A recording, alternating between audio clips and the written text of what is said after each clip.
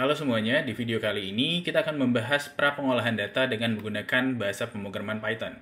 Di mana pra-pengolahan data ini merupakan langkah pertama yang sangat penting di dalam proses sains data. Nah, sebelum kita masuk ke dalam fase analisis atau pembuatan machine learning, kita harus memastikan bahwa data yang kita gunakan itu bersih dan siap untuk diproses. Kenapa? Karena jika ada data yang hilang, atau ada data yang terduplikasi, atau adanya outlier, hasil analisis kita bisa jadi tidak akurat atau bahkan akan menyesatkan.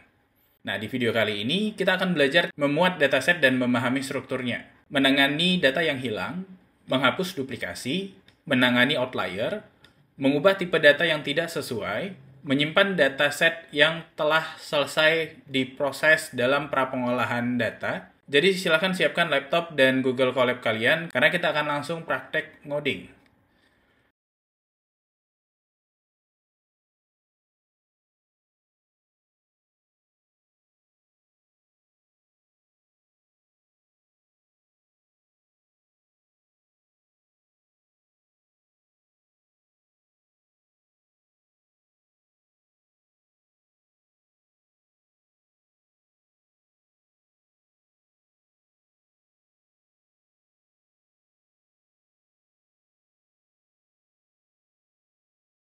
Nah, kita akan mulai dengan memuat dataset dan memahami struktur data.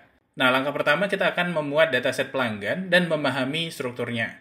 Nah, di sini kita akan menggunakan Pandas untuk membaca file CSV yang berisi data pelanggan.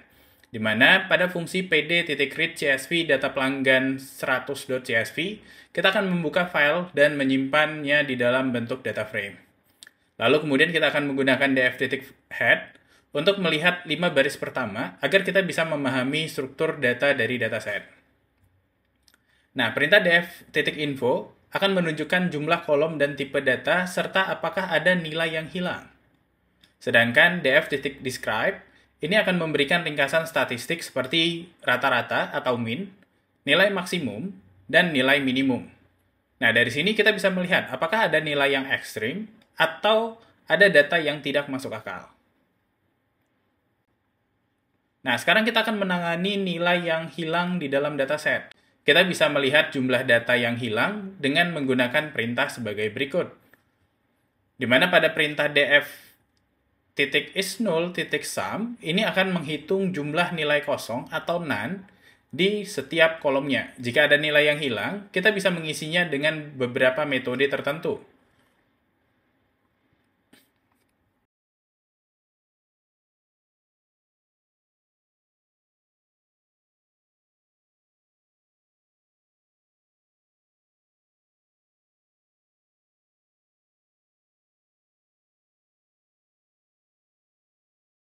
Kenapa di sini kita memilih median untuk usia dan min untuk pendapatan? Di mana median di sini lebih cocok untuk usia karena menghindari dampak dari outlier.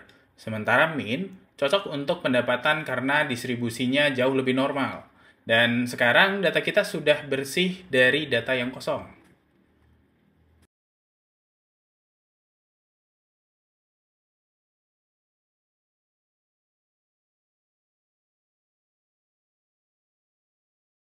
Selanjutnya kita akan mencoba untuk menghapus duplikasi data, di mana duplikasi data bisa menyebabkan bias dalam hasil analisisnya kita. Kita bisa mengecek dan menghapusnya dengan menggunakan perintah sebagai berikut.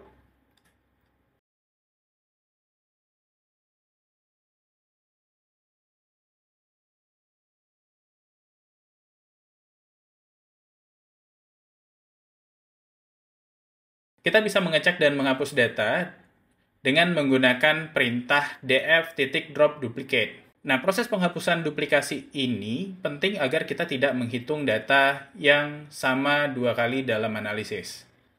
Nah, sekarang kita akan menangani outlier dengan menggunakan metode visualisasi boxplot. Di mana untuk menjalankannya, pertama kali kita perlu untuk mengatur ukuran daripada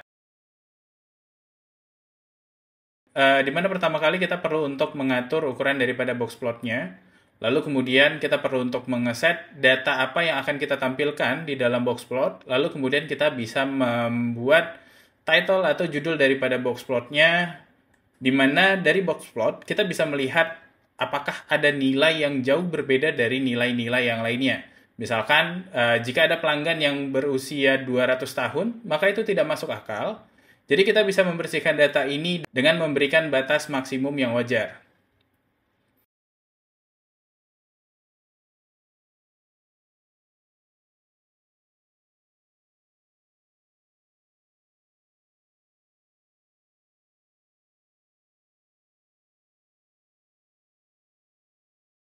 Di mana kita akan membatasi usia maksimum 100 tahun dan pendapatan maksimum 20 juta.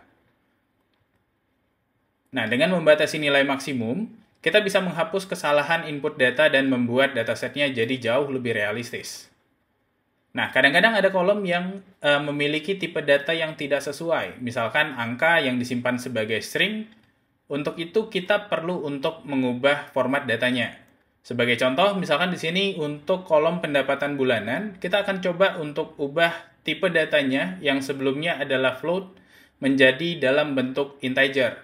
Di mana caranya kalian bisa menuliskan df buka kurung pendapatan bulanan, kemudian sama dengan df pendapatan bulanan, ya lalu kemudian panggil fungsi assetType, kemudian tambahkan tipe data penggantinya.